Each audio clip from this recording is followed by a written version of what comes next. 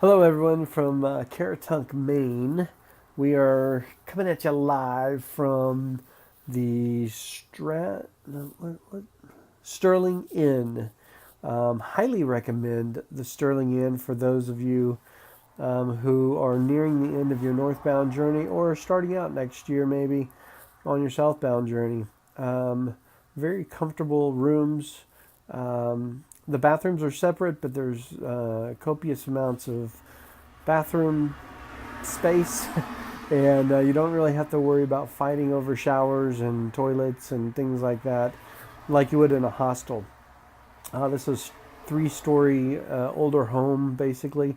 It's huge. I'm not sure how many rooms are here, but there's probably 10 or 12.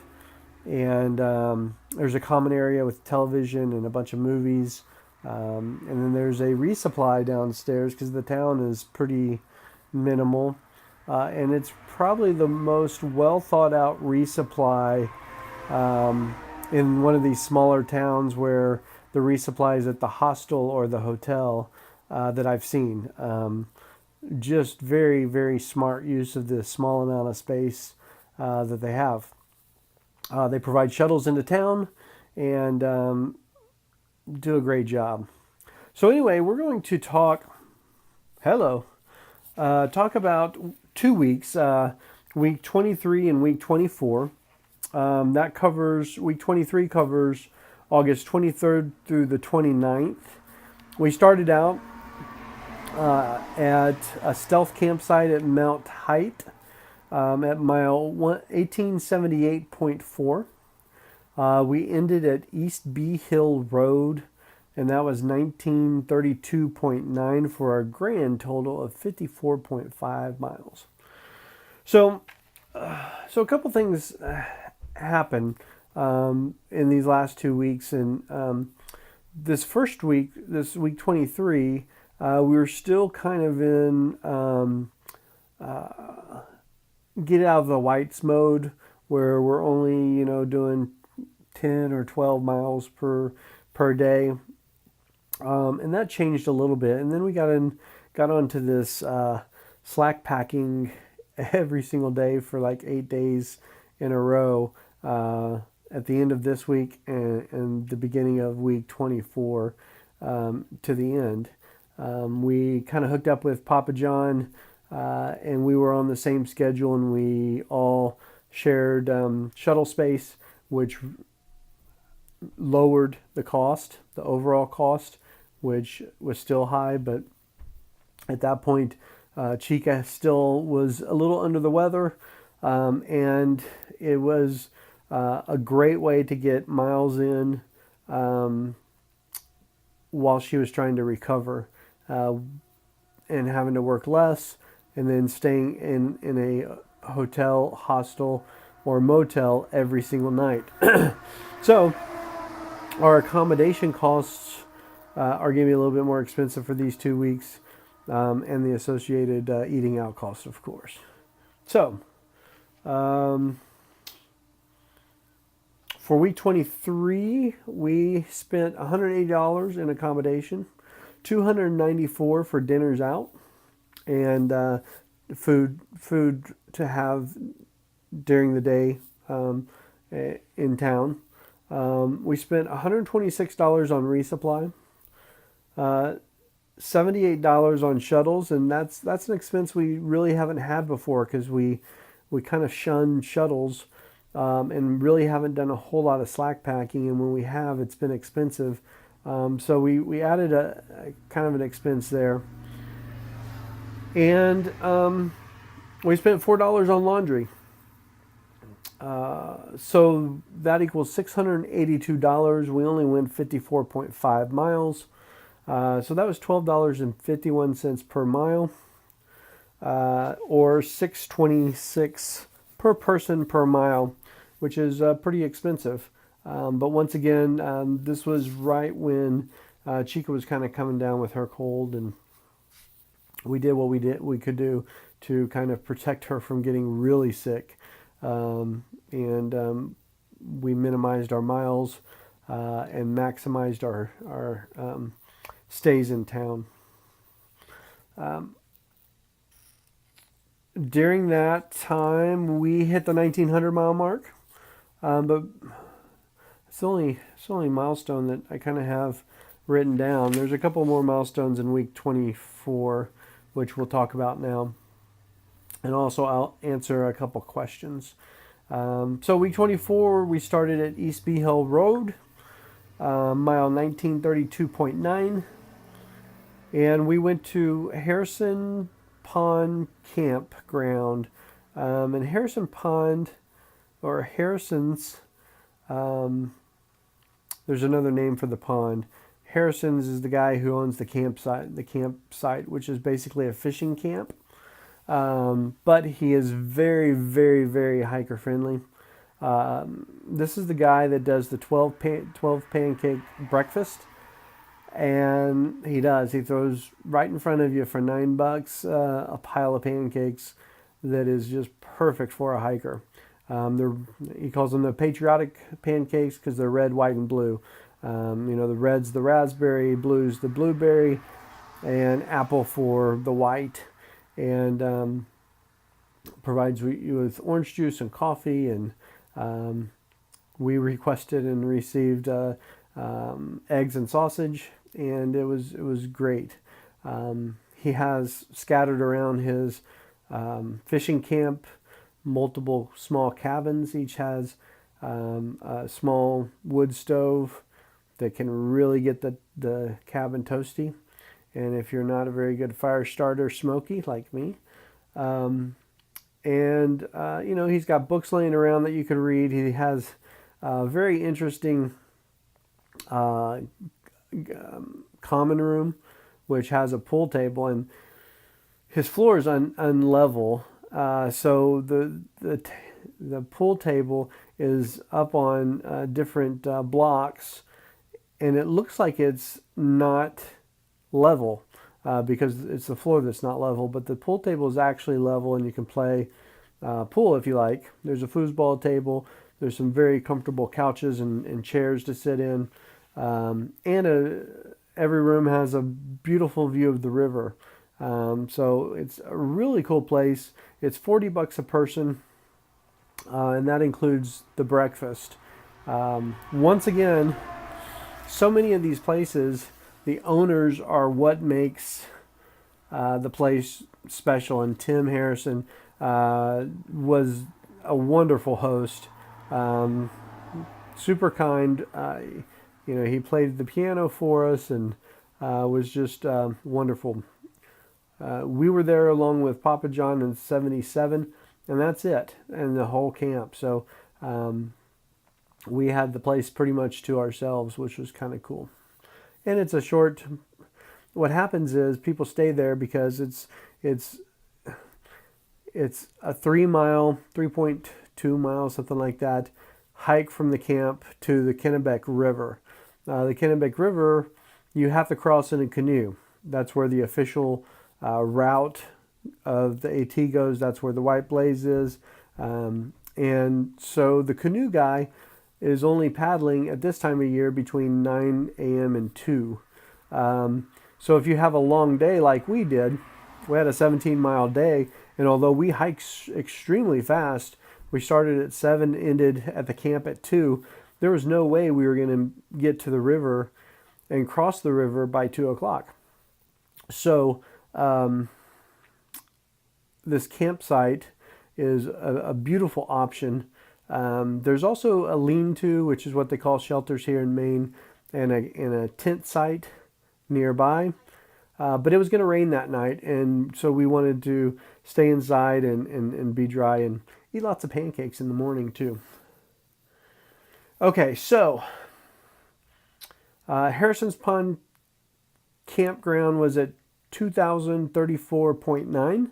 So we did 102 miles week 24, which is pretty awesome. After the first 30 miles of Maine, and it's so hard. I really wish someone would come out with a terrain guide that would tell you the sections of the trail that you can really bust out some miles. Because basically after Mahoosic Notch and Mahoosic Arm, the trail gets really easy. And then you go over I don't remember what mountain, but you go over a series of mountains and it's hard, and then it's really easy. So there's some really long chunks.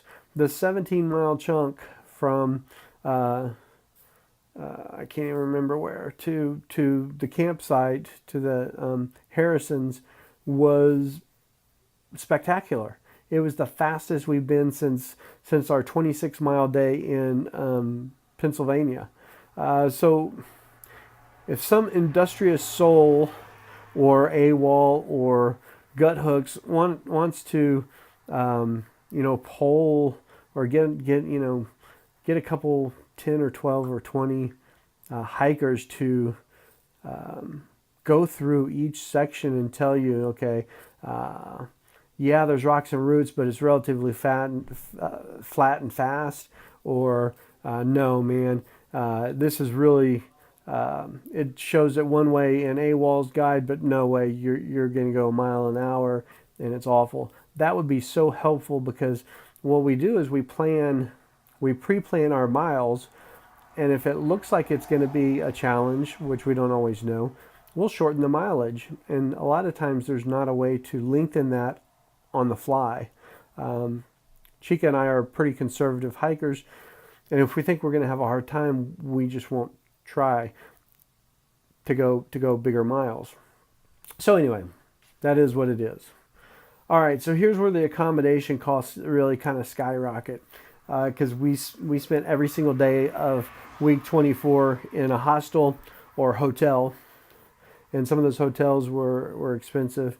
$444 for accommodation costs, $91 for resupply. Resupply is starting to get really expensive, especially when you're slack packing and you're only resupplying for a day at a time, and you go into the convenience store and you buy stuff just for that day. You're not buying so much in bulk anymore. It gets really expensive, and that's what we were doing just because I don't have a reason, but that's what we were doing. We spent $75 in town for dinners and things like that. And then $96 in shuttles. Once again, we were shuttling every day to various places so we could slack pack. So we spent $706. Broken down, $706 divided by 102 miles was $6.92 per mile, or $3.46 per mile per person, which is a little bit more reasonable than it used than the previous week. So for the whole trip, week 23, the one we talked about before this 24, we almost ran out of money from our initial budget. We had like $50 left over. And that was to get us home too, if you remember. So where we are at the end of week 24, we spent $11,638. Original budget was $11,000 total.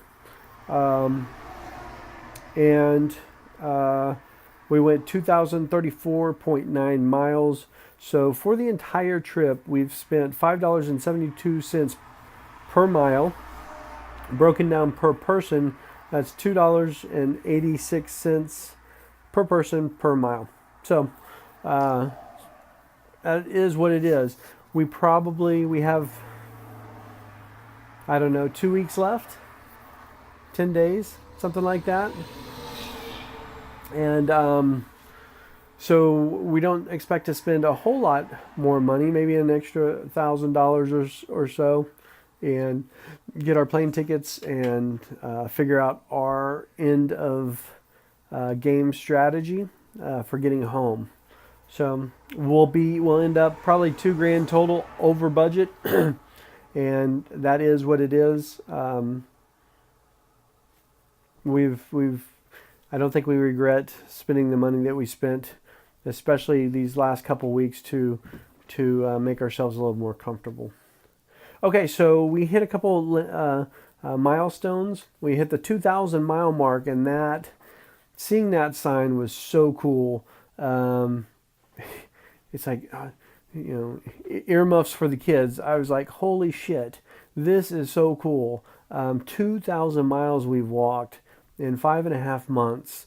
It's just such a surreal feeling.